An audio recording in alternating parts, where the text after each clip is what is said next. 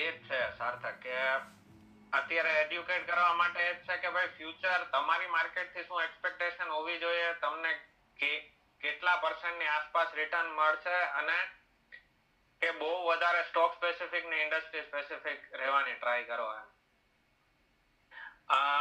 બસ હવે કેવું છે નેગેટિવ્સ પર તો આપણે સ્પેક્યુલેટ કરી શકીએ, બટ આપણે ઓડિયન્સને એ પણ કહીએ કે આ બધા નેગેટિવ્સ વચ્ચે થોડી ઘણી સિલ્વર લાઇનિંગ શું છે એમના માટે, એમ કે થોડું પોઝિટિવ ક્યાં એમને જોવા મળશે. તો હવે પોઝિટિવ માટે આપણે જોઈએ તો કે આઈટી સેક્ટર. આઈટી સેક્ટર થી શું થાય, બધાથી પહેલા તો જ્યારે ટેક્સ રેટ કટ થશે યુએસમાં, બરાબર, તો એના કારણે શું થશે કે ત્યાંનું કન્ઝમ્પશન વધશે, બરાબર, યુએસ કંપનીઝનું. અને એનું કન્ઝમ્પશન વધે ને તો વી હેવ સીન ટ્રેન્ડ કે આઈટી કંપનીઝને બેનિફિટ થશે, કારણ કે એ લોકો એટલું આઉટસોર્સિંગ ચાલુ કરશે, એટલે ઇન્ફોસિસ છે, ટીસીએસ છે, they can benefit good. But આમાંય કેવું છે કે બે પોઈન્ટ્સ આના બેનિફિટમાં છે.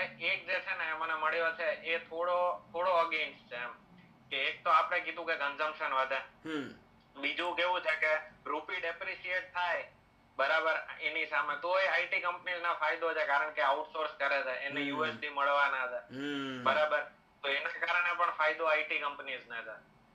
આ બે આઈટી કંપનીઝના બેનિફિટ છે.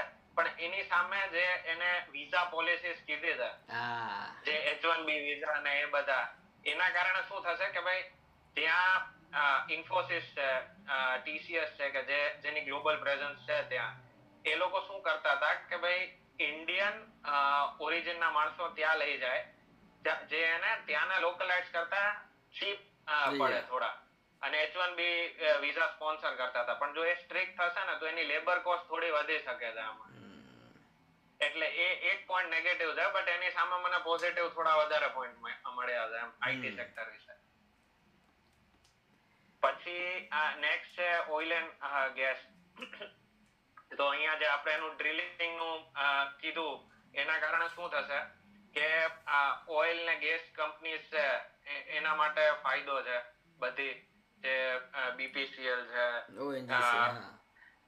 હા, કારણ કે એના માટે કેવું છે કે ક્રૂડ ઓઇલ ની પ્રાઇસ ઓછી થઈ શકે છે. યુએસ જો ડ્રિલિંગમાં ઉતરે તો, અને રશિયા ઉપર એવું કે છે કે એ લોકો જે સેન્કશન્સ લગાડેલા છે એ બધા થોડા રિલેક્સ કરશે, એનો મતલબ કે બહુ વધારે સપ્લાય આવવાનો છે માર્કેટમાં ફ્યુચરમાં ઓઇલ એન્ડ ગેસ ઉપર.